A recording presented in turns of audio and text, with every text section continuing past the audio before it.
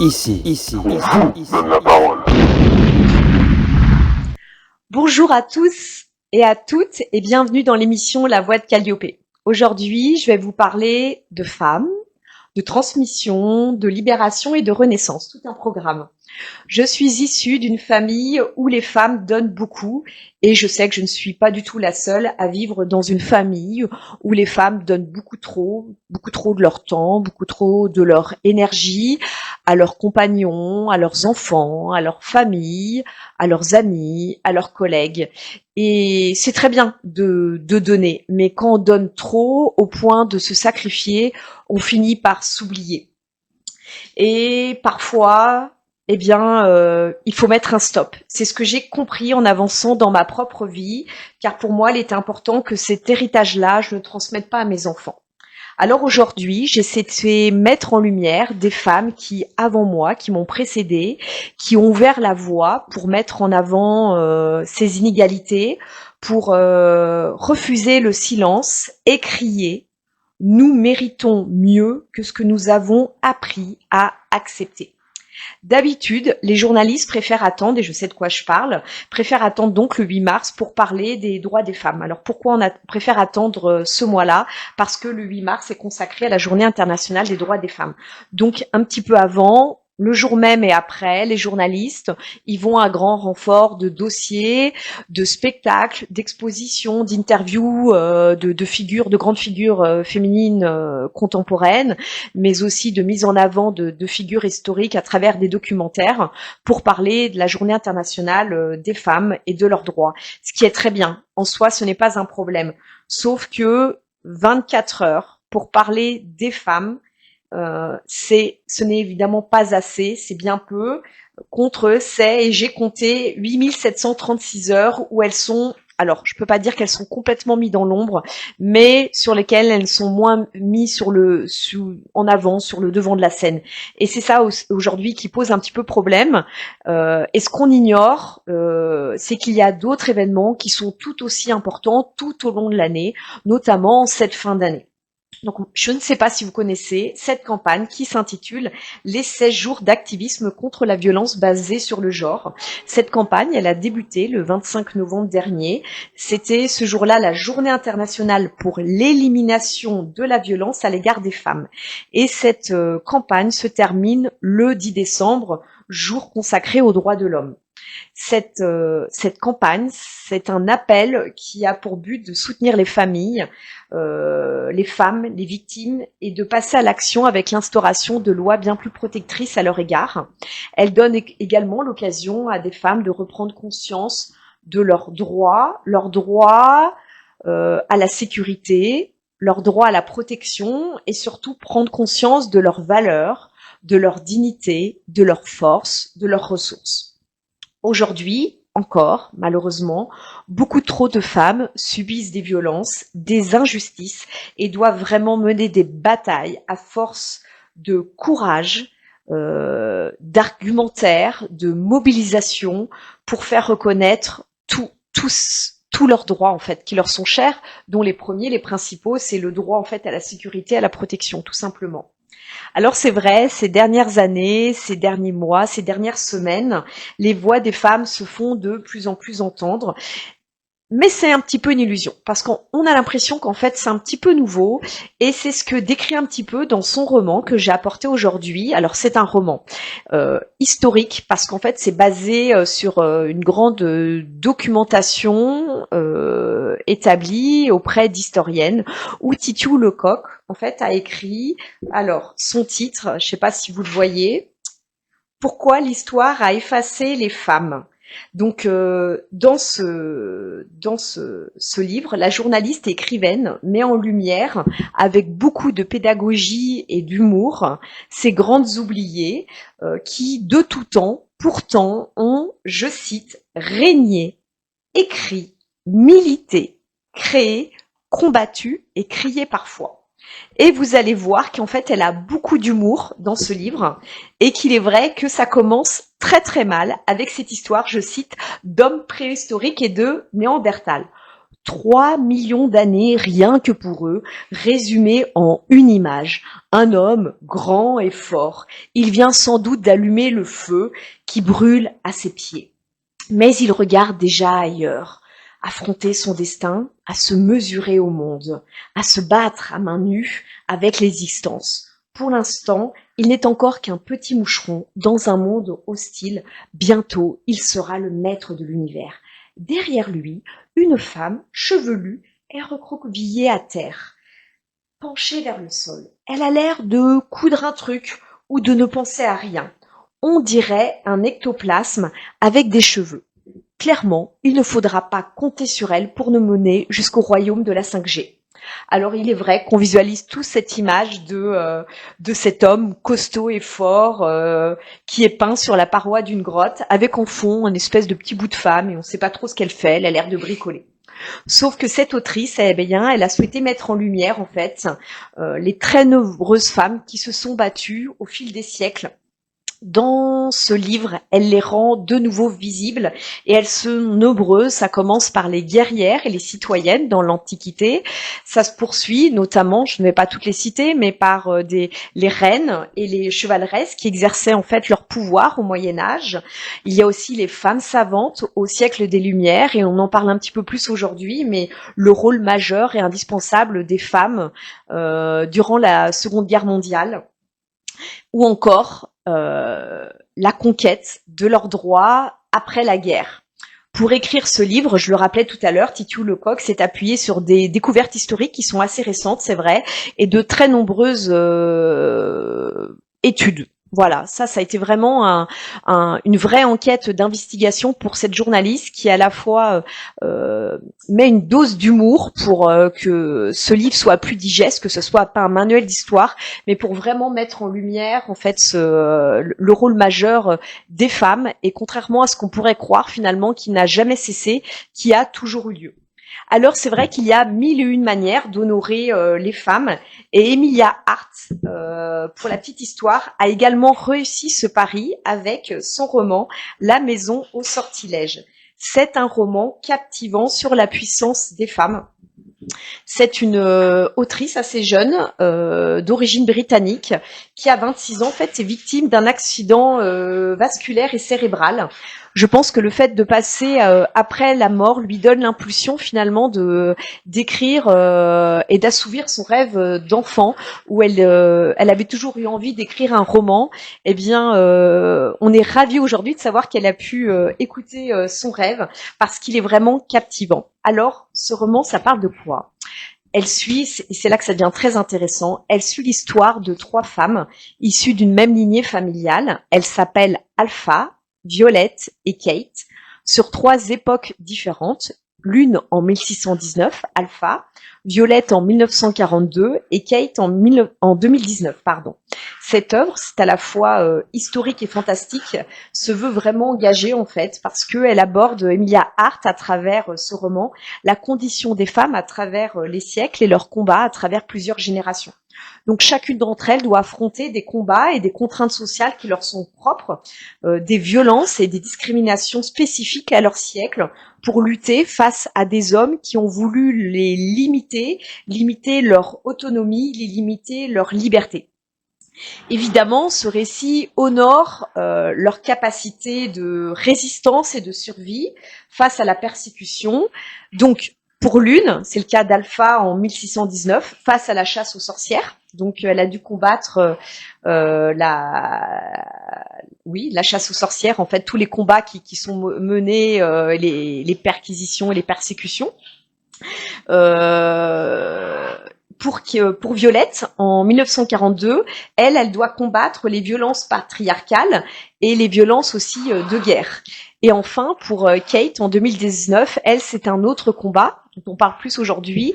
Elle doit mener sa propre bataille face à l'emprise psychologique de son compagnon. Moi, ce qui m'a vraiment le plus touchée, en fait, dans ce roman, c'est la manière dont l'écrivaine avait ce petit don pour honorer les femmes, mettre en avant en fait leur force créative, leur puissance, leur intuition, leur rapport à la nature et ce savoir ancestral en fait qui était transmis et même sublimé de génération en génération. Donc en fait, ces deux livres, Les Grandes Oubliées, qui existe aussi en BD depuis le mois de septembre, donc avis aux amateurs qui préfèrent en fait lire les BD plutôt qu'un roman, ou alors La Maison aux sortilèges d'Emilia Hart. Pour moi, ces deux livres résument chacune à leur manière et de manière complètement différente. C'est pour ça qu'il y en a pour tous les goûts. Résument en fait ces combats qui résonnent avec ma propre histoire.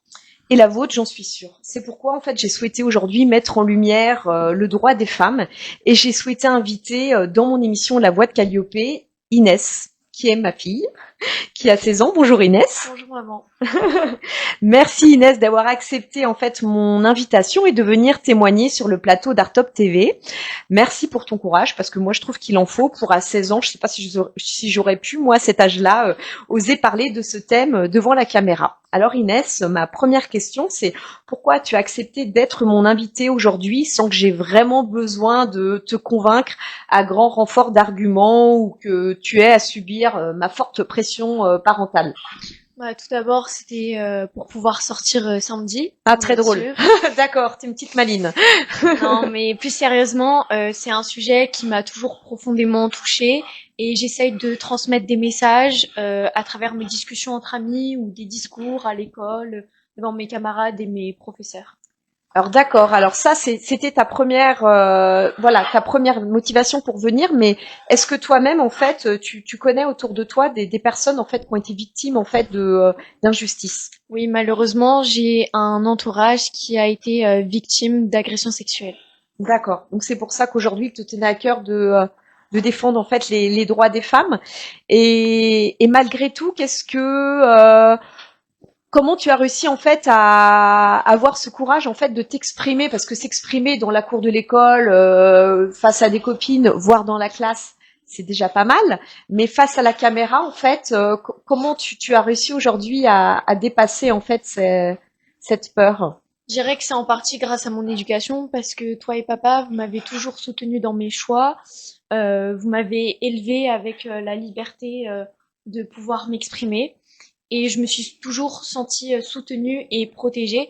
Et donc c'est grâce à ce sentiment que je peux aujourd'hui prendre la parole sur ce sujet, même face à des personnes qui peuvent s'opposer.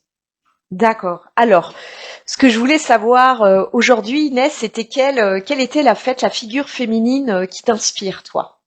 Aujourd'hui, j'aimerais vous parler de Gisèle Halimi. Donc, Mhm. c'est une femme franco-tunisienne Mhm. qui m'inspire par son éloquence et m'a donné envie de poursuivre mes études vers le droit après le bac. D'accord. Donc, cette figure-là, en fait, cette avocate, c'est elle qui t'a un petit peu stimulé, qui t'a donné l'opportunité. On parle beaucoup de Parcoursup aujourd'hui, de se dire tiens, je vais me tourner dans l'univers vers le droit, en fait. Oui, elle m'a complètement convaincue. Ok.